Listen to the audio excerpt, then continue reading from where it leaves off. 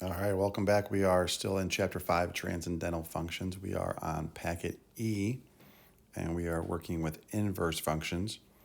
And to get started, we got to make sure that we are aware from our pre-calc knowledge what inverses are or how to determine them. So if you have a composite, so if G is the inverse of F, and you take F of G of X, your result should be X. And if I take the vice versa, it should also be X.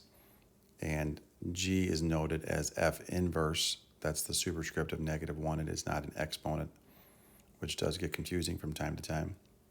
Here are some facts from pre-calc. As we start getting into the calculus of this topic, realize that we will be talking about slopes at a point. So if we, in particular, look at this point in the middle, if I draw a tangent line to the gray curve, you can tell that that is a positive flat line. And then if I draw a tangent line to the black curve, you can tell that it is a steep positive tangent line. And we're going to learn that those are going to be reciprocals of each other. And that is one graphic that you can refer to later on to convince yourself of that process.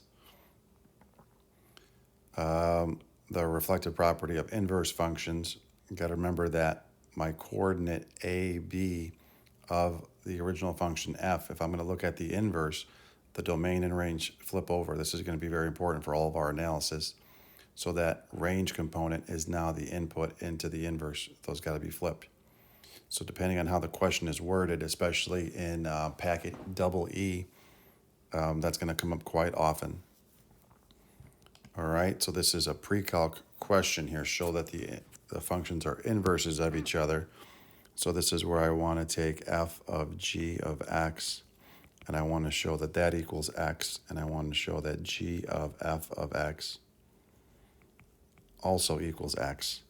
So then if I'm going to take my f of g of x, I'm going to take this g function and put it into f. So I've got 9 minus the quantity squared, and that quantity squared is that square root. So if you square a square root, it's going to cancel each other off.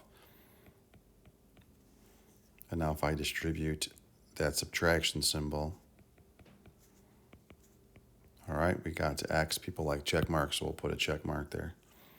All right, we do the next part. Now my f is my input in. So my f function is my input into the g function. So when I start off with g of f of x, I'm going to start off with that square root and then the 9 minus the quantity, and that quantity now is my 9 minus x squared. So within that square root, I can distribute that subtraction sign.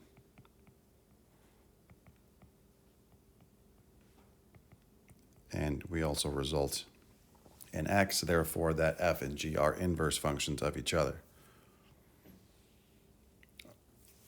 Excuse me. So this is still pre-calc, and you're going to see in the homework that there is a pre-calc only section. So you are an inverse if you're 1-to-1.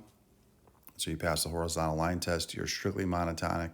So then your entire domain is either always increasing or always decreasing.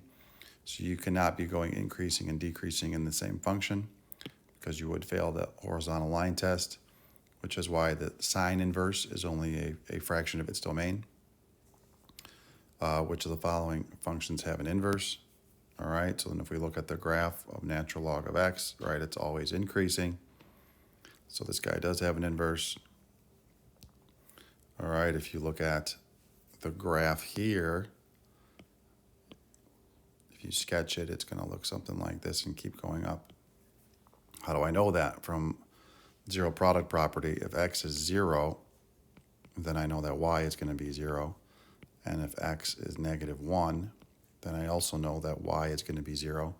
So I've got 2 points here where we're going to be 0. So if that happens, then either I'm going to be going up and coming back down, or I'm going to be coming down and coming back up, which means that I will be going down and up in the same respect. So then this will not have an inverse.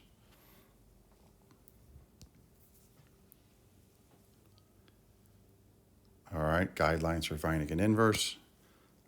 Some people like switching the x and y. And when you do that, you solve for y. Be cognizant of your domain as you go ahead and do that process. So here, if we go ahead and switch our x and our y, I'm going to add 4. Oh, take that back, rewind. I'm going to square first and then add 4. All right, and then that's going to equal my y squared. So then I can square root.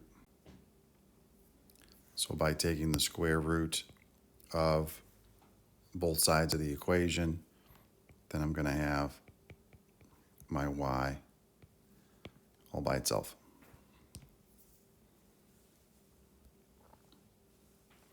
All right, continuity, differentiability, some common words for us. All right, if f is continuous on the domain, then my inverse is continuous on the domain. If f is increasing, then my inverse is increasing, decreasing, decreasing. Now this is where it gets to be that input-output. If f is differentiable at c, all right, and then that means that my f prime is differentiable at c's partner, right, because it's the input-output, because c's go into f's, and f of c's are going to go into f primes. So that's the part you got to make sure you're comfortable with. Okay, so then this is that reciprocal concept that mentioned with the graph. So g is the inverse here. So if I want to find the derivative of the inverse, I am really going to go ahead and take the derivative of the original and evaluate at a point here. All right, so this ends up getting a little bit cleaner in the translation below. Okay, so if I'm looking for the derivative of my inverse. See, b is my y coordinate, so that's going to go in for the inverse, and then I'm going to take the a, which is the coordinate that goes with my original function, and evaluate there, because those are going to be reciprocal slopes.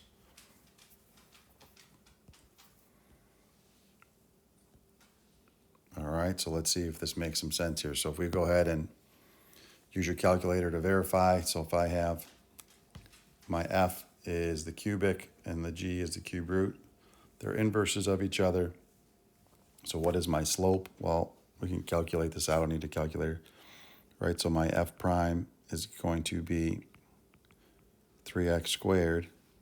My g prime is going to be 1/3, and then x to the 2/3 power. So if I put in a 1, I'm going to get a 3. If I put in a 1, I'm going to get a 1/3. There's your first example of being the reciprocal slopes.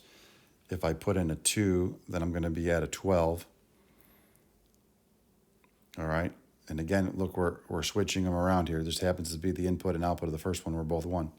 So if I evaluate at an 8 now, right, so this is going to be g prime of 8 is going to be, I have my 1/3 there. Now I've got my 8 raised to the 2/3. Just like we mentioned before, do the bottom number first. So the cube root of 8 is 2. 2 squared is 4. 4 times 3 is 12. So that's going to be my reciprocal. And you can see the same thing is going to happen here.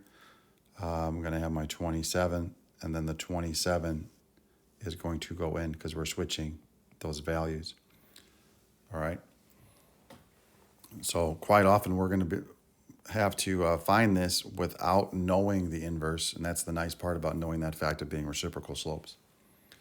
Okay, so sometimes this notation gets a little heavy here, so you can see we have our prime, and then we have our inverse. So instead of using g, they want to continue using the f, which is fine, it makes sense. Just look for the prime, because it's going to be a little complicated. All right, so then if I take my derivative, okay, so here they want me to evaluate the inverse function at a. So that means that a here of -2 is a y coordinate. So if that's a y coordinate, I got to find his x partner here. So I should probably start off by doing that. So I'm looking for the x partner that's going to give that to me. All right, so then who's going to be equal to a -2? So again, if this is a no calculator, that should be pretty easy. So let's start off with x of a -1 and see if this works. So then that would be a negative 2. That would be a negative 1. That would be a positive 1. Cancel, cancel. Okay, so then that's going to be a negative 1. So I'm going to take my derivative now. So this will just work in order to figure out this x coordinate. So I'm going to take my derivative of f. So I'm going to have 10x to the 4th plus 3x squared. I'm going to evaluate this derivative at his x value of negative 1, which gives me 10 plus 3, which is 13. So that tells me that if I wanted to find the inverse derivative at negative 2, that is equivalent to the original derivative evaluated at negative 1 as a reciprocal, so that value then is going to be a 1/13. So you didn't have to go ahead and switch x and y in order to calculate that, because that would take forever. All right, understanding the domain and range is kind of important here, so let's take note. So my domain of f is provided here. Okay, so we're taking note of domain and range. The domain is provided for f right over here. And note we have f and f and f inverse and f inverse. All right, so our domain is x is greater than or equal to 0, and it may make more sense to refer to it with a's and b's here, just so we don't get confused notationally. So in my domain of f is going to be, right, because a is representing my x. So when my a's are greater than or equal to 0, which means my range is going to be my a's are greater than or equal to 0. If I evaluate here and I put 0 in, so what is f of 0? F of 0 is a 1. And if I just take another test value here, what is f of 10, for example, then I would have 1 over 101. So I can tell I'm going to get smaller, but I'm never going to equal 0. So then for my range values, I'm never going to equal 0. The largest I'm going to be is 1. So that's going to correspond to the domain of my inverse. All right, show that the slopes are reciprocals of each other. So then we're going to go with my f of f inverse of x is equal, and then we're going to do the inverse of f, just like we did in the previous example. So I've got to take my f, which is 1 over 1 plus some quantity input squared, and then I take my f inverse, because that is my quantity,